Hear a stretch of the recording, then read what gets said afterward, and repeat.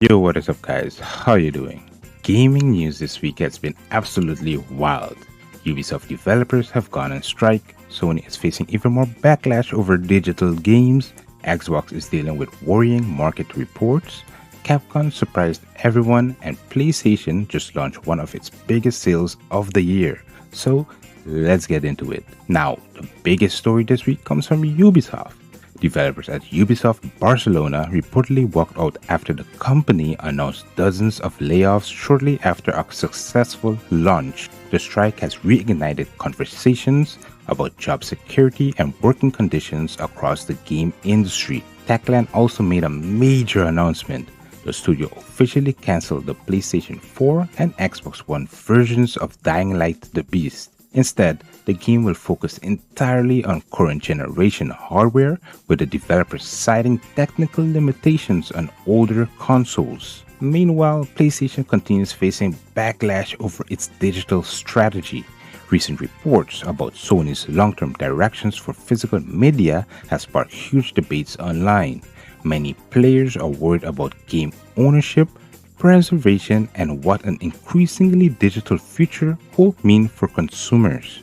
And as if that wasn't enough, Sony is also facing a massive consumer lawsuit in Europe. The case argues that PlayStation's digital storefront pricing gives Sony too much control over digital game sales. It's a legal battle that could have major implications if it's moved forward. Industry analysis also shares some concerning forecasts.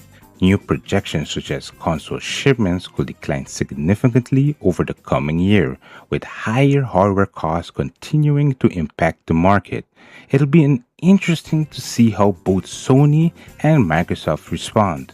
Now, on the gaming release side, the Mound, Omen of Cthulhu officially launched on PC, PS5, and Xbox Series XS. Meanwhile, Cozy Grove, Camp Spirit, and Denshed Attack also became available this week, with Game Pass players getting instant access to some of the new releases. Now, Capcom surprised fans by moving Onimusha Way of the Sword forward.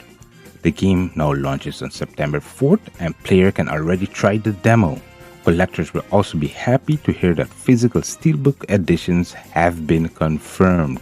If you've been waiting to pick up a few games, now might be the perfect time because PlayStation's summer sale is officially live with discounts of up to 75% on hundreds of PS5 and PS4 games. And finally, A Plague Tale Legacy has officially gone gold.